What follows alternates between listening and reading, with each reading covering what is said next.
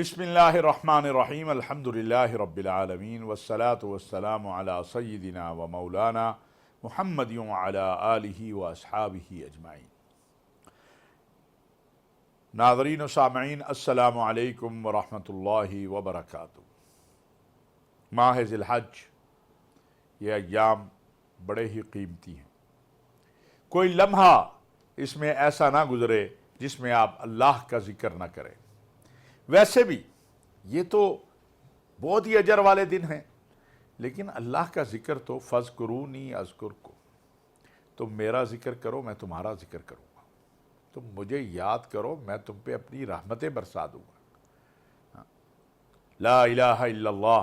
सहाबा इकराम रिज़वानुल्लाहि अलैहिम अजमईन इन दिनों में बाज़ारों में निकल जाते थे, हज़रत अब्दुल्लाह इब्न उमर और कई सहाबा, और ऊँची आवाज़ में अल्लाहु अकबर ला इलाहा इल्लल्लाह, अल्लाहु अकबर वलिल्लाहिल हम्द, ऊँची आवाज़ में सुब्हानल्लाह वल्हम्दुलिल्लाह वला इलाहा इल्लल्लाह वल्लाहु अकबर वला हौला वला कुव्वता इल्ला बिल्लाहिल अलिय्यिल अज़ीम। अल्लाहु अकबर, यानी ये इन 10 दिनों में पहला नंबर आप जो जिक्र आपकी ज़ुबान पे जारी रहना चाहिए वो क्या है? अल्लाहु अकबर ला इलाहा इल्लल्लाह, अल्लाह की तकबीर, और फिर अल्लाह की हमद, अल्लाहु अकबर ला इलाहा इल्लल्लाह, अल्लाहु अकबर वलिल्लाहिल हम्द, फिर अल्लाह की तस्बीह, सुब्हानल्लाह वल्हम्दुलिल्लाह वला इलाहा इल्लल्लाह वल्लाहु अकबर वला हौला वला कुव्वता इल्ला बिल्लाहिल अलिय्यिल अज़ीम।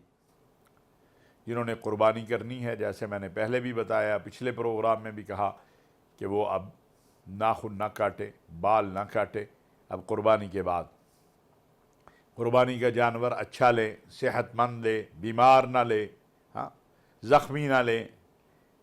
जो कुर्बानी के जानवर फ़रोख्त करने वाले व्यापारी हैं उनसे कहना चाहता हूँ, ताजरों से, कि नफ़ा लो लेकिन ज़रा एतदाल के साथ, ज़्यादती ना करें लोगों के ऊपर, लोगों के लिए सहूलत पैदा करें कि वो एक ऐसा अमल करने जा रहे हैं जो सुन्नत है, अल्लाह के यहाँ मकबूल अमल है। अब एक आजकल चूँकि दौर अजीब आ गया है, सोशल मीडिया का दौर है, कहते हैं जी पैसे किसी को दे दें, नहीं, जो साहिब निसाब है उस पर कुर्बानी है और उसे कुर्बानी करनी है।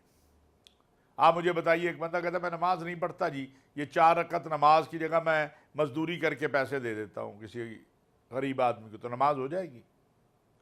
एक बंदा रमज़ान है कि जी मैं रोज़ा तो नहीं रखता, पूरा दिन मैं मजदूरी करके किसी गरीब की मदद कर दूंगा तो रोज़ा अदा हो जाएगा। जिस तरह रोज़ा रखने से अदा होगा, नमाज पढ़ने से अदा होगी, इसी तरह हज करने से हज अदा होगा, कुर्बानी करने से कुर्बानी अदा होगी।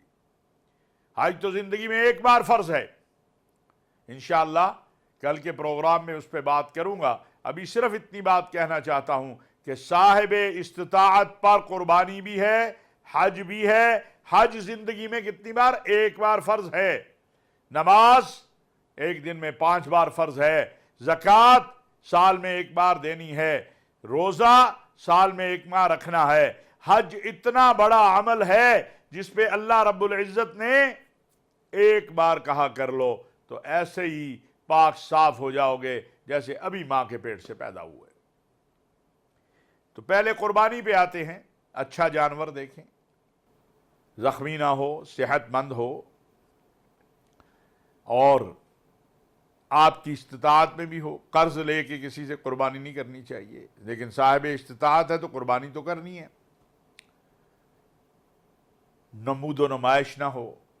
ये जो आजकल मैंने कल भी इस पे अर्ज़ किया था, फेसबुक और ये सारा सोशल मीडिया भरा पड़ा होता है, उसको रास्तों में ना बांधे, गलियों में बांध देते हैं, मोहल्लों में बांध देते हैं, उसकी गंदगी गिरती है वो नहीं उठाते। ये आपकी जिम्मेदारी है, आपने कुर्बानी करनी है, जानवर लिया है, उसकी खिदमत करें, लेकिन उसको लोगों के लिए अज़ियत का सबब न बनाएं, और नीयत खालिस अल्लाह की रज़ा के लिए रखें कि मैंने अल्लाह के लिए कुर्बानी करनी है।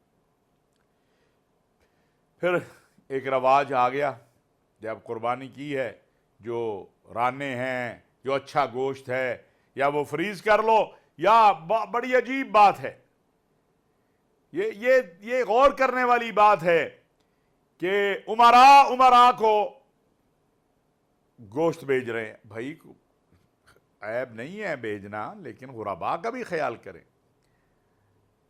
اپنا گھر میں چولہا جلنے سے پہلے اپنے علاقے، اپنے محلے، اپنے رشتہ داروں، اپنے عزیزوں کو دیکھیں کہ کس نے قربانی نہیں کی ہے، پہلے گوشت اس کے گھر میں بھیجیں، پھر اپنے گھر میں چولہے پہ رکھیں.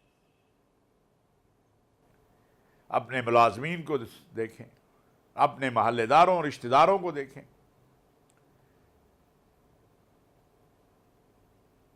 اپنے ارد گرد کے لوگوں کا خیال کریں، فریضے نہ بھریں.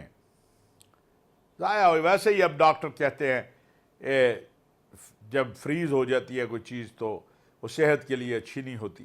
تو میری یہ گزارش ہے، یہ عرض ہے کہ بالکل آپ رکھ سکتے ہیں، لیکن اس میں غرباء کا بھی خیال کریں، اپنے رشتہ داروں کا بھی خیال کریں، اپنے لوگوں کا. خود بھی کھائیں، خود بھی کھائیں اور اوروں کو بھی کھلائیں. نماز کے لیے جائیں، نماز جا کے مسجد میں ادا کریں. ان دنوں میں تو باجماعت نماز کا اہتمام پوری زندگی ہونا چاہیے، لیکن ان دنوں میں خصوصی طور پر کریں.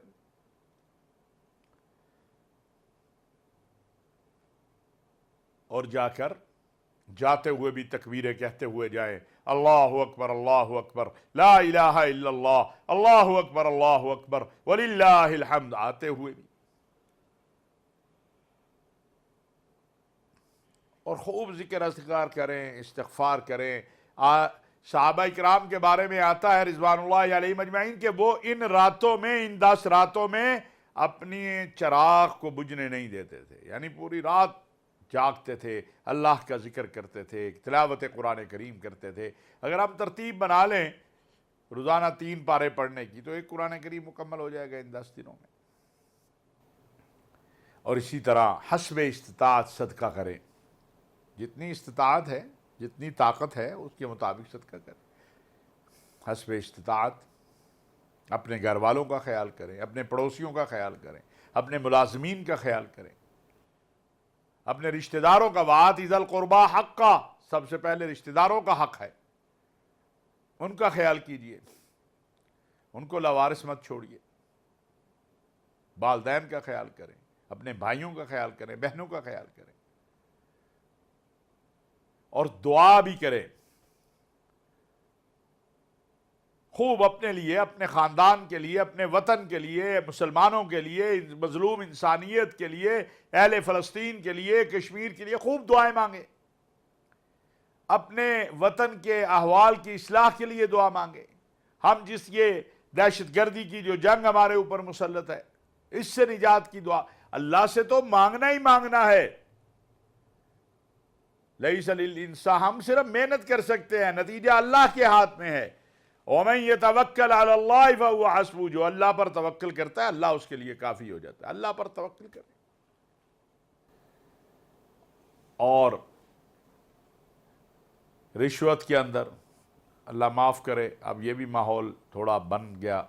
ایسا ہوتا ہے رشوت میں لیا ہوا بکرا وہ قربانی نہیں ہوگی، یا رشوت میں کوئی دے جائے وہ بھی قربانی نہیں ہوگی. یہ یاد رکھیے. نہ ہی رشوت سے حج ہو تو وہ جائز ہے، نہ ہی رشوت میں قربانی ہو وہ جائز ہے.